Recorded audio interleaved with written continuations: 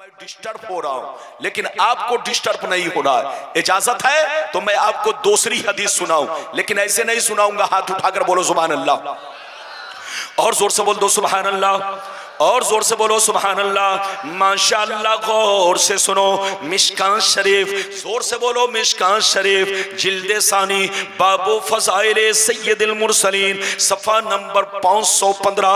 अन अबी ज़र्रिल ग़िफ़ारी रज़ियल्लाहु तआला अन्हु क़ाल क़ाल रसूलुल्लाह सल्लल्लाहु तआला अलैहि वसल्लम अना सय्यदु वुल्दे आदम यौमल क़ियामति वला फ़ख़्रा व बियदी लिवाउल हम्दि वला फ़ख़्रा वमा मिन नबिय्यिन यौमइज़िन आदम फमन सिवाहु इल्ला तहता लिवाई वला फ़ख़्रा व अना अव्वलु शाफ़ईन व मुशफ़्फ़ईन वला फ़ख़्रा व फ़ी रिवायतिन उख़रा अना इमामुन नबिय्यीन वला फ़ख़्रा। जोर से बोल दो सुभान अल्लाह। ये क्या है? जल्दी बोलो, क्या है? सब लोग बोलो, सब लोग बोलो, ताकि एक मसला समझा दूं, फिर हदीस का मतलब बयान करूंगा। हाथ उठाओ, हाथ नीचे करो, मसला सुन लो। ये हाफिज लोग बैठे हैं, उलमा बैठे हैं, सब लोग बैठे हैं। आपको ये मसला मालूम हो या ना हो, कुरान पढ़ने के लिए चाहे जबानी चाहे देखकर वजू करना जरूरी नहीं है, सिर्फ पाक होना जरूरी है। बोलिए, सिर्फ, जोर से बोलो। मतलब वजू करना तो जरूरी नहीं है। कुरान जबानी पढ़ना चाहते हैं, जैसे चलते चलते, या मान के चलिए सामने है मगर पकड़ नहीं रहे, जल्दी बोलो, कुरान को पकड़ नहीं रहे बल्कि जबानी पढ़ रहे हैं दूर बैठकर। कुरान मान के चलिए एक हाथ आगे है और आप एक हाथ पीछे हैं और देख रहे हैं, पढ़ रहे हैं, मगर कुरान को छू नहीं रहे, पकड़ नहीं रहे, तो बोलो कुरान पढ़ना जायज है मगर वजू कर लेना बेहतर है। जोर से बोलो, वजू कर लेना। इधर देखिए, तो कुरान जबानी पढ़ने के लिए या देखकर पढ़ने के लिए वजू करना जरूरी नहीं है, सिर्फ पाक होना जरूरी है। जोर से बोलो, सिर्फ पाक होना। मगर कुरान को पकड़ने के लिए, जल्दी बोलो, कुरान को जैसे मौलाना अबुल कलाम साहब ने अभी पकड़ा और वो औरत पकड़ के लाई, अरे बोलो, वो औरत पकड़ के लाई, तो कुरान को पकड़ने के लिए इधर देखिए, या कुरान को छूने के लिए वजू करना फर्ज है। क्या है? वजू करना। पाक होना भी फर्ज है और जल्दी बोलो, वजू करना भी। अगर कोई बगैर वजू के अगर कुरान को पकड़ता है अपने हाथ में, तो पकड़ने वाला गुनहगार है। आप कुरान को आम किताब मत समझे, यह अल्लाह का कलाम है, अल्लाह का कलाम। इसको वजू करके पकड़ा जाएगा, और वजू नहीं है तो हाथ में पाक कपड़ा, इधर देखिए, हाथ में पाक कपड़ा लेकर कुरान को पकड़ा जाएगा, जैसे मौलाना अबुल कलाम साहब ने पकड़ा। अभी आपने देखा ना, हजरत ने अपने बोलो रूमाल में कुरान को पकड़ा। तो औरत को मसला बयान कर दीजिए, ये आम किताब नहीं है कि तुम ऐसे पकड़ के ले आए।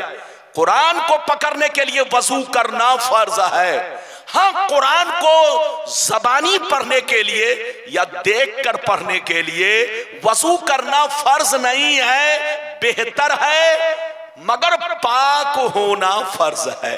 अरे बोलो, पाक होना फर्ज है। तो ये मसला याद रखे, ये बात चली तो मैंने कह दिया है। अब आखिरी में कुछ बातें बयान करूंगा, ध्यान से सुनिएगा।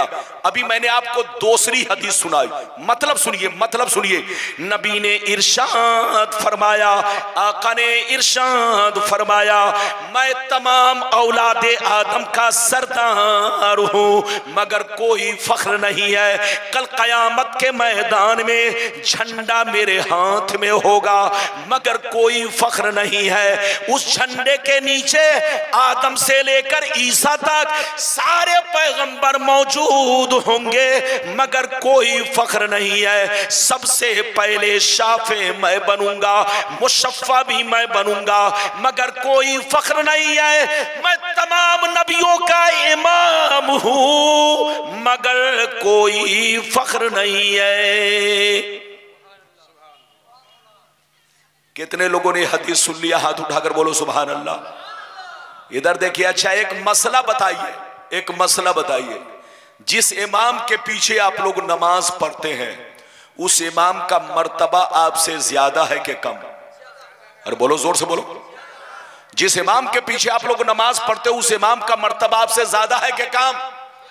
ज्यादा है ना। इधर देखो, तो आप सीने पर हाथ रखकर बताइए कि आपकी मस्जिद का इमाम मर्तबे में आपसे ज्यादा है, तो जो सारे नबियों का इमाम हो उनका आलम क्या होगा?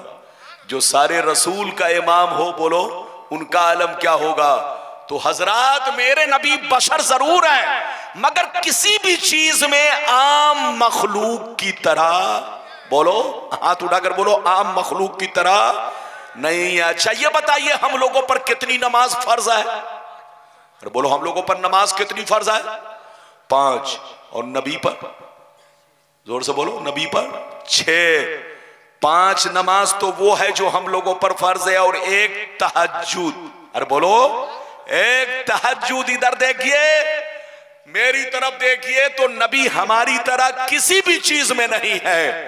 ये बताइए, आप किसी प्लेट में थूक दें तो बीवी खाना खाएगी? बच्चे, अरे बोलो, भाई, रिश्तेदार, कोई नहीं, जब तक के प्लेट को धो नहीं दिया जाए खाना नहीं कोई खाएगा। लेकिन नबी अगर कुएं में थूक दे तो सहाबा पानी पीने के लिए आपस में लड़ाइयां करें। अरे जोर से बोलो, उस कुएं का पानी मीठा हो जाए, ये मेरे नबी की शान है। हजरात, अभी तो आपने 2 हदीस सुनी, ये पहला वादा पूरा हुआ। अब दूसरा वादा इधर देखिए, इधर देखिए, कुरान में अल्लाह ने नबी को उम्मी कहा। क्या कहा? जल्दी बोलो, अरे बोलो, क्या कहा? उम्मी। इधर देखिए, कुछ बेईमान लोग, इधर देखिए, जो इधर देखिए, नाम उनका नहीं लूंगा, कुछ बेईमान लोग कहते हैं उम्मी का मतलब अनपढ़। उम्मी का मतलब, अरे बोलो, क्या मतलब निकालते हैं? इधर देखिए, कुछ लोग कहते हैं, क्या कोई बात है? कोई बात है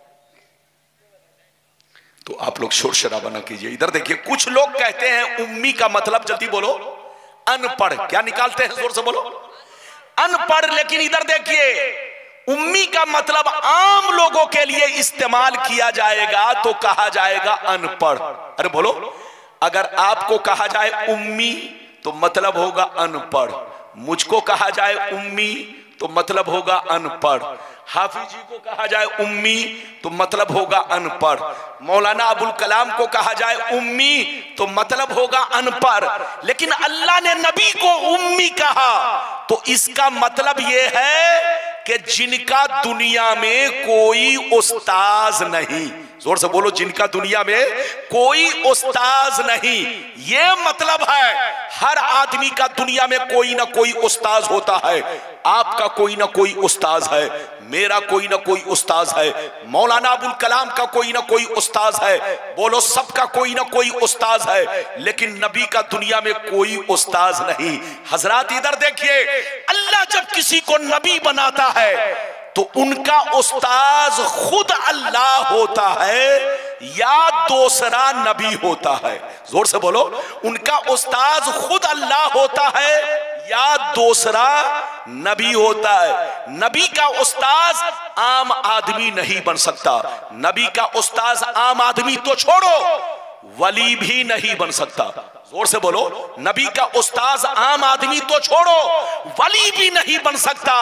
नबी का उस्ताज या तो अल्लाह होता है या कोई दूसरा नबी होता है। इसीलिए मेरे नबी को अल्लाह ने उम्मी कहा। ऐ महबूब, आपका दुनिया में कोई उस्ताज नहीं, मेरे नबी के उस्ताज या तो बोलो, मेरे नबी का उस्ताज सिर्फ अल्लाह है। मेरे नबी को न तो जिब्रील ने सिखाया, न तो मीकाईल ने सिखाया, न तो इसराफील ने सिखाया, न किसी और फरिश्ते ने सिखाया, न आम लोगों ने सिखाया। मेरे नबी का उस्ताज न तो कोई फरिश्ता है, ना आम आदमी है, ना कोई वली है, बल्कि नबी का उस्ताद, हाथ उठाकर बोलो, सिर्फ अल्लाह है। अल्लाह जब किसी को नबी बनाता है तो उनका उस्ताद आम आदमी को नहीं बनाता, उनका उस्ताद या तो खुद अल्लाह होता है या दूसरा नबी होता है। एक बात और सुनते चलिए, उस्ताद उसका होता है जो दुनिया में सीखने आता है। अरे जोर से बोलो, उस्ताद उसका होता है जो दुनिया में सीखने आता है, लेकिन नबी दुनिया में सीखने नहीं आता, बोलो कौम को सिखाने आता है, कौम की रहबरी के लिए आता है। इसलिए उनका दुनिया में कोई उस्ताद, हाथ उठाकर बोलो, कोई उस्ताद नहीं। तो नबी के लिए जो उम्मी का मतलब लोग कहते हैं कि अनपढ़, जिसने अनपढ़ का मतलब निकाला वो खुद अनपढ़ है, उसका बाप अनपढ़ है, उसका मौलवी अनपढ़ है, उसकी जमात अनपढ़ है। मेरा रसूल ऐसा आलिम है कि जो आसमानों की खबर रखता है, जमीन की खबर रखता है, पेड़ पौधों की खबर रखता है, उम्मती की खबर रखता है, जंगल में रहने वालों की खबर रखता है, कब्र में दफन होने वालों की खबर रखता है। मेरा रसूल उम्मी नहीं, मेरा रसूल, इधर देखो, जो तुम कहते हो अनपढ़, ये मतलब नहीं है। रसूल ऐसे आलिम है कि आसमान में क्या हो रहा है रसूल को उसकी खबर है, जमीन में क्या हो रहा है रसूल को उसकी खबर है। मेरा रसूल ऐसा आलिम है जो तुम्हारे जाहिर को भी जानता है, तुम्हारे बातिन को भी जानता है। रसूल उम्मी है, अरे बोलो, रसूल उम्मी है, लेकिन उम्मी का यह मतलब नहीं कि अनपढ़ है। उम्मी का यह मतलब है कि नबी का दुनिया में कोई उस्ताद नहीं, नबी सारी दुनिया वालों के उस्ताद हैं। अरे बोलो, नबी सारी दुनिया वालों के उस्ताद हैं, उनका दुनिया में कोई उस्ताद नहीं। ये मैंने आपसे दूसरा वादा पूरा किया। ये बताओ, बात समझ में आई कि नहीं? अरे बोलो, बात समझ में आई कि नहीं? अगर समझ में आई तो उठक बैठक मत करो, बिल्कुल